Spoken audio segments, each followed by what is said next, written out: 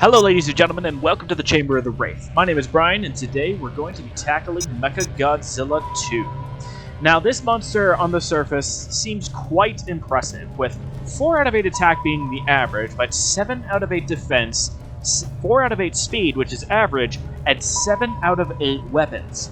MechaGodzilla 2 primarily inflicts blunt attacks in its physical attacks, and uses alien energy or energy-type weapons in most of its attacks as well. It also uses the sharp physical attacks on occasion, and has the relatively unique explosive weapon type.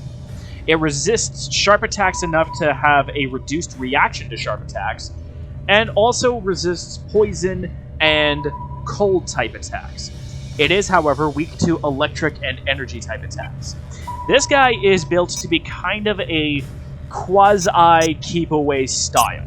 And to elaborate further, we're going to demonstrate with MechaGodzilla 2 versus Destroya. And as always, we're going to be going to a random location, today, Los Angeles. Now, MechaGodzilla is one of those monsters that I quite enjoy playing as because he's got so many fun, bizarre gimmicks and moves that seem strange at first, but are effective. Destroyer. First, we'll start with his special ability, the Super Jump. You spend 3 energy to get out of dodge and soar high into the air. Useful for baiting out attacks and getting to positions that are out of range. Or if you see a nearby power-up, just jet on over. Now let's talk about punch attacks. Its normal punch attacks are jab, jab, spin, which is also up punch. Forward punch is a quick split punch that hits low. Back punch is the double hammer fist, and down punch is a strong uppercut. His jumping punch is nothing to write home about, of course, but it's a quick punching attack regardless. His normal throw has a quite good range, but is relatively slow. Next, let's take a look at kick attacks. It's only a single kick, but if you go into punch, it goes into the uppercut. Forward kick is a very slow spinning sharp kick that can launch. Sometimes you can catch monsters from behind if they move to try and evade, but this is not going to be one of your most commonly used attacks. Back kick is a flying sharp double kick, which can launch opponents into barriers.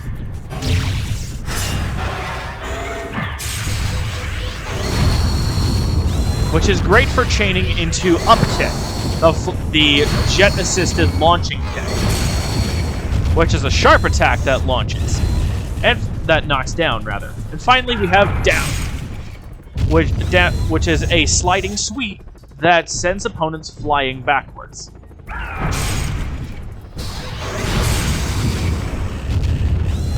Handy for those wall combos. Jumping kick is also not anything to write home about, but his kick throw is interesting. It's a reverse throw.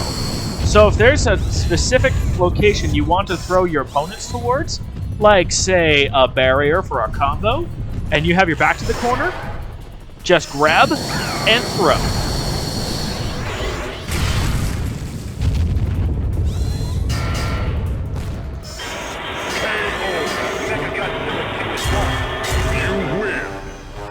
Now let's take a look at Fierce Attacks, which is pretty unique for MechaGodzilla 2 because while they don't necessarily use energy, they can actually stop energy regeneration.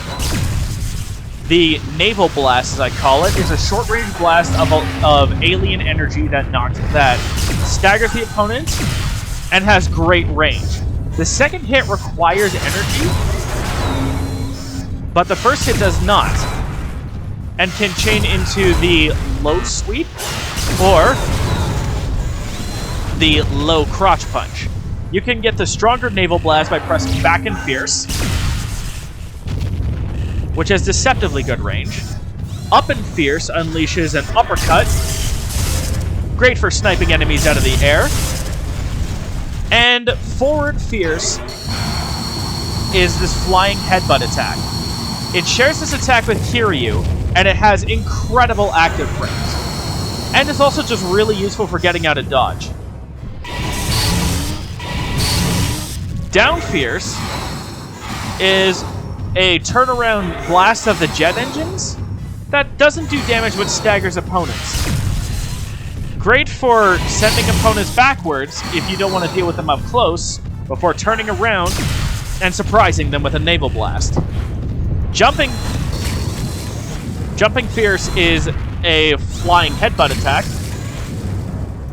And the Fierce Throw requires energy, but it uses energy type.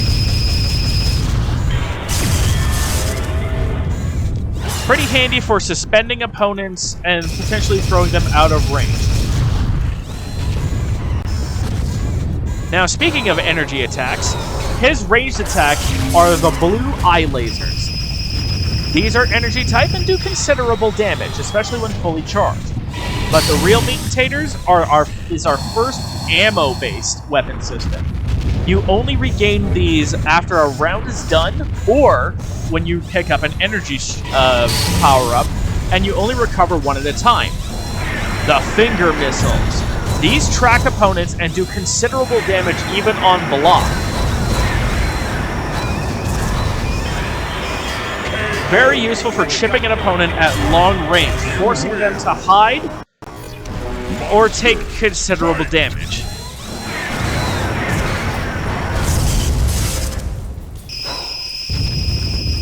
So, these rockets are great, but you need to be careful about how you use them. Otherwise, you'll have spent them for nothing.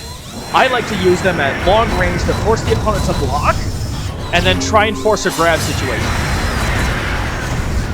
Because of MechaGodzilla's long-range throws, or rather long-range grab, which kind of gives him a weird combination zone grappling game.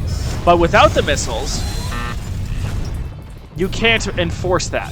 So, you're stuck with your only ranged weapons being your Naval Blast and your Energy Beams. That's going to do it for this episode, which was a relatively fast one, but that's just because MechaGodzilla 2 is relatively straightforward and I knew what I was doing.